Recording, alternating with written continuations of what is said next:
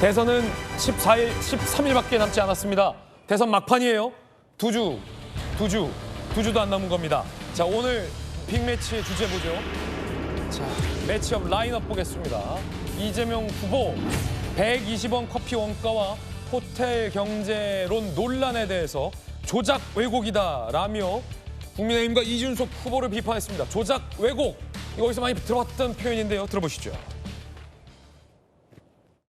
이 민주주의는 주권자들의 판단이 중요합니다. 주권자들이 잘 판단하고 잘 뽑아야죠. 잘 뽑으려면 잘 알아야 됩니다. 잘 알아야 되는데 정보가 부족해요. 일부 언론들이 왜 그런지는 대충 짐작이 됩니다만 정보가 정확하게 전달되지가 않아요. 왜곡하거나 심지어 조작하거나 가짜뉴스로 사람들의 판단을 흐리죠. 땀 뻘뻘 흘리면서 닭죽 5만 원, 6만 원, 심하게는 더 비싸게 바가지를 씌운들 그거 얼마 남냐. 한 3, 4만 원 남냐? 힘들지 않냐? 손님도 없고 그게 음식점 같은 거 해가지고 그 커피 원가 그 120원이라던데 그거 한 8,000원, 만 원 받고 팔고 그러면 손님 많이 오면 그게 더 낫지 않냐?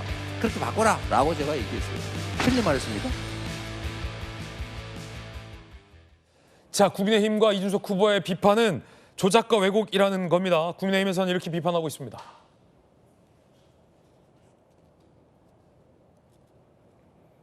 논란의 책임을 국민의힘과 언론에 돌리는 적반하장 태도다. 상처난 소상공인 가슴에 재차 소금을 뿌린 것이다. 엉뚱한 곳에 화살을 돌리고 있다. 언론 탓하기 전에 자성부터 하라라고 국민의힘에서는 맞비판을 했습니다.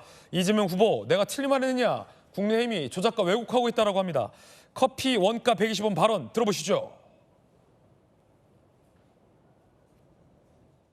제가 사실 칭찬받는 일 중에 하나가 도지사 할 때 칭찬받는 일은 계곡의 불법 영업을 싹 없앤 거예요. 이걸 해결하는 방법은 그리 어렵지 않다. 일단 닭죽 파는 거 좋은데 닭죽 한 마리 6만 원씩 받고 파는 거 좋은데 그거보다 더 좋은 방법을 지금부터 알려주겠다. 싹 정리하자. 이걸 싹 정리한 다음에 깨끗하게 정비를 해서 많은 사람이 막 오게 한 다음에 거기다가 닭죽을 팔지 말고 커피와 차를 팔아라. 닭 5만 원 주고 땀 삘삘 흘리고 막 1시간 동안 고아가지고 팔아봐야 3만 원밖에 안 남지 않냐. 그런데 커피 한 잔 팔면 8,000원에서 만 원을 받을 수 있는데 원가가 내가 알아보니까 120원이더라. 자, 이 발언이 논란입니다. 국내에서는 커피 원가가 120원일 뿐도 아닐 뿐더러 커피 팔아서 카페를 운영하고 있는 자영업자들의 마음을 마치 폭리를 취하고 있는 사람으로 만들어서 아프게 했다라고 비판을 하고 있고요. 이재명 후보와 민주당에서는 그런 국민의힘과 이준석 후보의 비판이 조작과 왜곡됐다라고 이재명 후보는 지금 조금 전 들어보셨습니다. 자, 박수현 의원님, 예. 조작과 왜곡, 어떤 부분이 좀 조작과 왜곡됐다라는 입장입니까? 글쎄 이제 그 2019년에 경기도지사 재직 시절에 뭐 불법 영업을 할 수밖에 없는 그런 유원지들 계곡들이 있지 않습니까? 이제 도지사 입장에서는 이제 그것을 잘 정비해서 명품 관광지로 만들어서 많은 관광객들이 오게 해서 자영업 소상공인들에게도 도움이 되고 경기도에도 도움이 되는 이런 정책을 하고 싶지 않았겠어요? 그걸 정비해야죠. 정비할 때 이런 것보다는 들인 노력에 비해서 더 많이 그리고 더 뭐 이를 볼 수 있는 이런 좋은 직업 전환을 할 수 있도록 그렇게 좋은 예를 또 대화를 통해 설득하기 위해서 그렇게 잘 성공한 정책 사례를 이제 설명하고 싶었습니다. 그래서 내가 대통령이 되면 그런 현장 경험과 그런 정책 성공의 경험들이 많기 때문에 그렇게 정말 아주 실용적이면서도 도움이 되는 뭐 이런 정책을 잘할 수 있다 이런 이야기를 이제 하고 싶었던 거죠. 그런데 이제 그 소위 원가와 원재료의 차이. 이재명 후보가 분명하게 원가라고 말씀하셨어요. 원가에는 커피 원두값, 원재료값과 더하기 거기에 무슨 임대료와 각종 이제 뭐 세금 등 여러 가지 뭐 인테리어비까 쉽게 많이 있어서 있을 텐데 이재명 후보 말은 이거 하고 싶어요. 설마 내가 원가와 원재료비도 그걸 모르고 했겠냐. 그래서 이 커피숍을 하는 이 자영업을 하시는 그 많은 분들에게 내가 상처를 주려고 그렇게 했겠냐. 그 말꼬리 잡지 마라. 뭐 이런 말씀 하고 싶은 거 아니겠어요.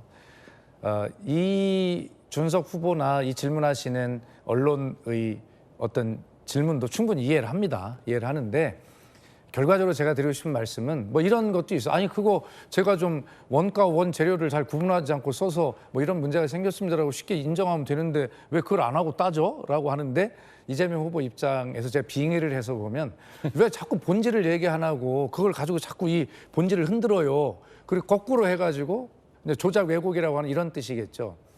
난 이렇게 잘한 정책을 성공하고 앞으로 그렇게 해야 되겠다고 얘기를 하는데 왜 내가 그 커피숍을 하는 자영업자들을 폭리를 취하는 그런 나쁜 사람들로 만들려고 했다고 그렇게 자꾸 말씀하세요. 라고 그렇게 자꾸 이제 조작했다라고 이제 얘기를 하고 싶은 건데 근데 어쨌든 뭐 민주당 측이나 또 국민의힘 또 개혁신당 측에 또 말씀드리고 싶은 건 이겁니다. 결과적으로 국민이 보고 싶어 하시는 것은 본질에 대한 토론이거든요.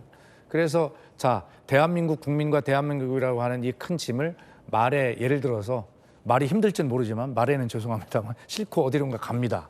자, 말꼬리를 잡고 가는 사람이 있겠죠. 지금 현재로 봐서는 이재명 후보가 그 말꼬리를 잡은 마부입니다. 대한민국을 정말 희망의 나라로 끌고 가야 되겠다라고 지금 많은 기대를 가장 많이 받고 있죠.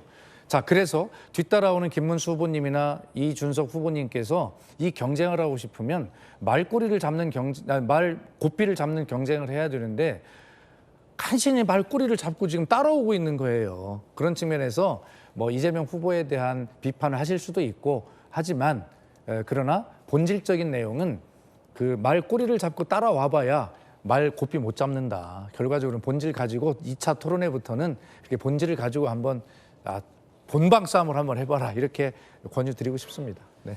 이재명 후보는 지금 상대 후보들이 나의 발언을 조작과 왜곡하고 있다라고 비판하고 있는 겁니다. 자, 전주혜 의원님. 그러니까 저는 이재명 후보가 이렇게 얘기를 했으면 좋겠어요. 그러니까 내가 하면은 진실이다. 그리고 상대방이 하면 조작 왜곡이다. 지금 이런 스탠스거든요. 그런데 지금 뭐 50% 넘는 그런 지금 지지율, 그 여론조사도 나오고 있는 후보 아니겠습니까?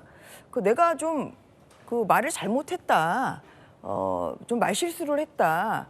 이로 인해서 상처받은 커피 전문점을 비롯한 자영업자들께 사과드린다. 사실 이렇게 하면 돼요. 그런데 그 얘기를 안 하려고 보니까 이제 무리하게 뭐 국민의힘이 조작 왜곡한다. 그리고 또 김용태 비대위원장을 또 고발까지 했어요. 고발왕 이재명이 떠오릅니다.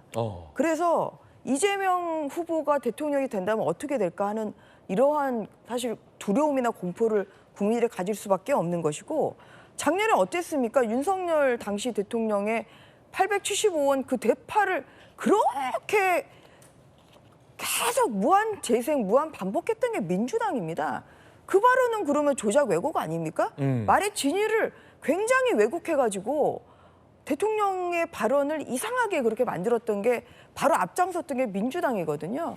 그러니까 본인들은 그렇게 해놓고 지금 우리가 하는 발언에 대해서 제가 어제 김문수 후보가 제가 당협위원장을 맡고 있는 강동에 오셔가지고 유세를 하셨는데 거기에서도 또 120원 이런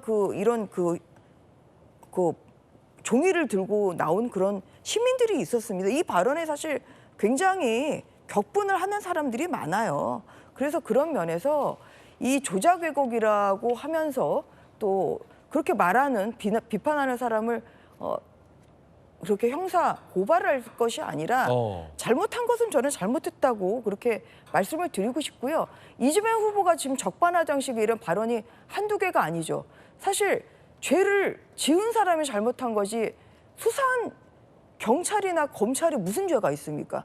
그런데 지금 본인이 전과 사범일 뿐만 아니라 5개의 죄로 지금 5개 재판을 받고 있는데 계속 지금 기소한 검찰을 또 비판을 하고 얼마 전에 그 공직선거법 위반 사실 유죄가 맞죠. 그 파기환송했던 지금 대법원을 비판을 하고 오히려 그것도 분이 안 풀렸는지 대법원장 물러나라. 대법원장 특검법 지금 발의까지 한 민주당 아니겠습니까? 그래서 저는 내가 하는 것은 다 옳고 다른 사람이 하는 것은 다 잘못이라는 이런 사고방식을 저는 이재명 후보가 꼭 바꾸셔야 된다 이런 말씀을 드리는 바입니다. 네, 두 의원의 의견 전해드렸고요. 대선 빅매치 하고 있습니다. 그럼 이준석 후보는 어떤 얘기를 했을까요? 대선 빅매치입니다. 자, 오늘은 이재명, 이준석 두 후보의 매치업인데요. 저급, 천박하다라고 비판했습니다. 들어보시죠. 이재명 대표의 호텔 경제학이라는 것이 사실 너무 경제학에서는 근본을 찾을 수가 없어서 어디서 나온 것이냐 많은 사람들이 궁금해했는데요. 그런데 그 내용을 보면 충격적인 게 애초에 좀 조롱조의 이야기로서 역설이라고 하죠. 그런 것을 설명하기 위해서 만든 그 밈 같은 거거든요. 인터넷. 백자 경제학도 아니고 이거는 거의 인터넷에서 폰 그냥 역설을 경제 정책이라고 제시한 이재명 후보는 무지함을 책임지고 좀 사과해야 된다. 인터넷에서 시작된 해프닝으로 증명된 이상 저는 이재명 대표께서 입장 표명을 하셔야 된다. 인터넷 패러독스를 가지고 시작했기 때문에 이재명 후보의 경제관이라고 하는 것은 말 그대로 처참한 수준일 것이다. 처참하다. 이준석 후보입니다. 호텔 경제학 원전은 2009년 6월 15일에 누가 블로그에 올린 것, 호텔에 돈을 가져다 주는 건 매춘부였다. 저급한 조롱에 해당하는 역설이었다. 이걸 경제해법으로 제시했다. 천박한 얘기를 설파한 거다. 책임지라, 사과하라 라고 이준석 후보는 맞서고 있습니다. 조작, 왜곡, 저급, 천박. 이재명 후보가 재차 밝혔던 이른바 소위 호텔 경제학이란 건 이런 겁니다. 도표로 한번 민주당이 정리를 해놨었는데 함께 보시죠. 이제는 많이 아시겠지만 여행객이 10만 원을 예약했다가 노쇼를 해도 지역의 치킨집에 가구점에 문구점에 돈이 돈다라고 주장을 한 겁니다. 그래서 한동훈 후보는 전 대표는 노쇼 주도 성장 노주성이다라고 비판하기도 했습니다. 자, 이게 굉장히 저급하고 천박하다. 이준석 후보는 이렇게 비판했습니다. 양태경 변호사님 어떻게 보세요? 그러니까 사실 저거는 이제 지역 카페, 그러니까 지역 카페의 어느 정도의 경제적 효과를 이제 설명하기 위해서 이제 나온 예인데요.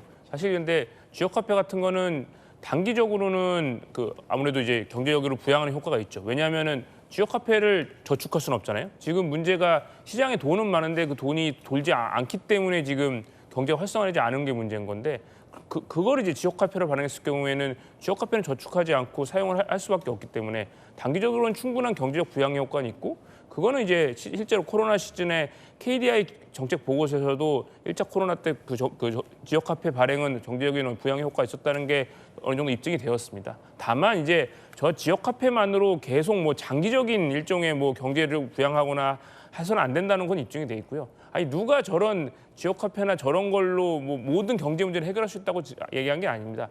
경제를 해결하기 위해서는 재정적 효과도 필요하고 뭐 화폐나 환율을 하는 거 필요하고 금리적인 것도 필요하고 저는 지역 카페 여러 가지 경제적으로 할 수 있는 재정적인 부분을 활용을 해서 경제를 부양하고 지금 이 비상경과 내란 이후에 있는 이 침체된 대한민국 경제를 부흥하기 위한 하나의 방법으로 설명을 한 것인데 저걸 가지고 마치 뭐 승수 효과나 여러 가지 경제 전문가가 어느 정도 인정 필요성이 있고 효과가 입증되는 저거를 왜곡해서 저렇게 주장하는 것이야말로 굉장히 좀 치사한 방식이라고 말씀드릴 수 있습니다. 네. 이재명 후보도 이제 극단적 예라고 표현하긴 했는데 이제 논란은 과연 이 노쇼를 해도 지역 경제에 돈이 도느냐라는 극단적 주장이 과연 경제적으로 맞느냐라는 논란까지 지금 일고 있는 건데요.